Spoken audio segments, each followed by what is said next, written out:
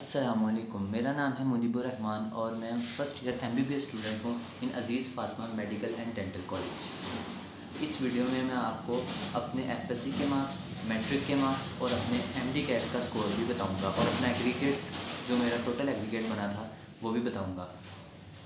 और इस वीडियो में आपको ये चीज़ भी बताऊँगा कि MBBS और BDS का एक्सपेक्टेड मेरिट इस साल क्या होने वाला है और अब तक क्या हो चुका है। तो मेरे साथ कॉन्टेक्ट में रहिए और मुझे लाइक करें, सब्सक्राइब करें, फॉलो करें और बेल आइकन को ज़रूर क्लिक करें। और इस वीडियो में आपको बहुत सी अच्छी इन्फॉर्मेशन मिलने वाली है, तो आप मेरे साथ राब्ते में रहें ताकि मैं आपको हर किस्म की चीज़ बता सकूँ। तो चलो शुरू करते हैं। मेरे मैट्रिक में मैंने 1096 मार्क्स गेन किए और मेरा मैट्रिक कोरोना का है 2021 का, जिसमें हमारे सिर्फ 4 सब्जेक्ट्स के पेपर हुए थे और मेरे फ़िज़िक्स और बायो में सिर्फ एक एक नंबर कटा था, तो दोनों में 9 और 10 दोनों को मिला के 1096 मार्क्स आ गए। तो अब चलते हैं FSC की तरफ। FSC में मेरे 948 मार्क्स थे। मेरे फर्स्ट ईयर में काफ़ी कम नंबर आए, 420 मार्क्स थे, लेकिन सेकेंड ईयर में थोड़े इंक्रीज़ हो गए, 440 मार्क्स थे, तो प्रैक्टिकल में 88 मार्क्स लगे, तो टोटल मेरे 948 मार्क्स बन गए। और MD कैट में मेरे 133 मार्क्स थे अनफॉर्चुनेटली, लेकिन इसमें अल्लाह ताला का शुक्र भी है कि मैंने प्राइवेट एडमिशन ले लिया। तो आपको बस अल्लाह ताला से दुआ करनी चाहिए और अपनी तरफ से पूरी मेहनत करनी चाहिए। तो मेरा एग्रीगेट बना था 77.6864। तो चलो आगे मैं आप लोगों को अब ये बताता हूँ कि मैंने किस तरह Aziz Fatima medical and dental college में एडमिशन लिया।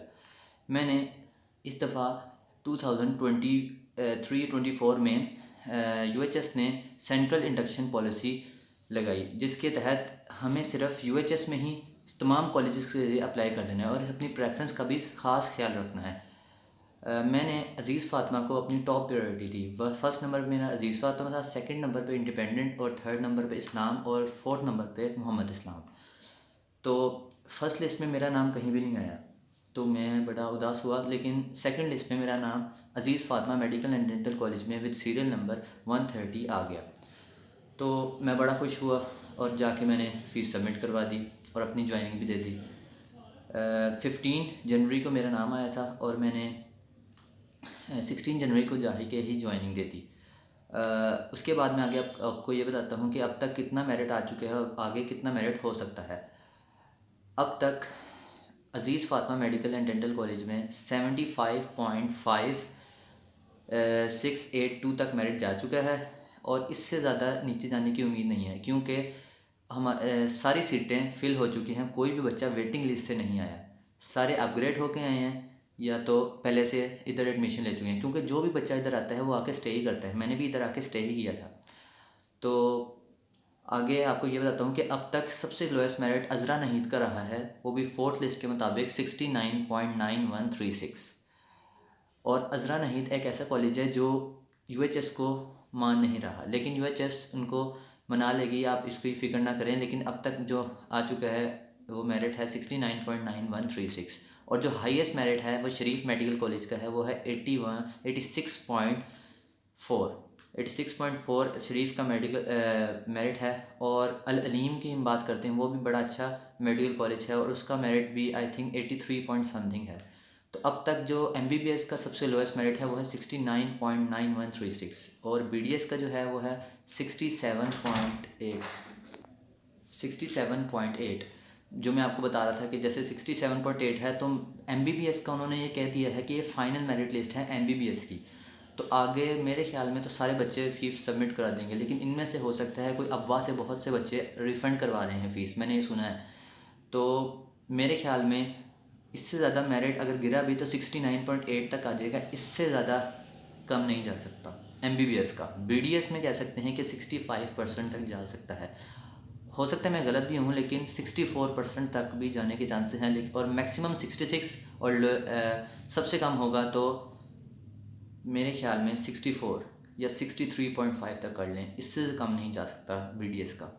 तो मैं तो आपको यही कहूँगा कि आपको जहाँ एडमिशन मिलता है वहाँ अपनी सीट सिक्योर करें।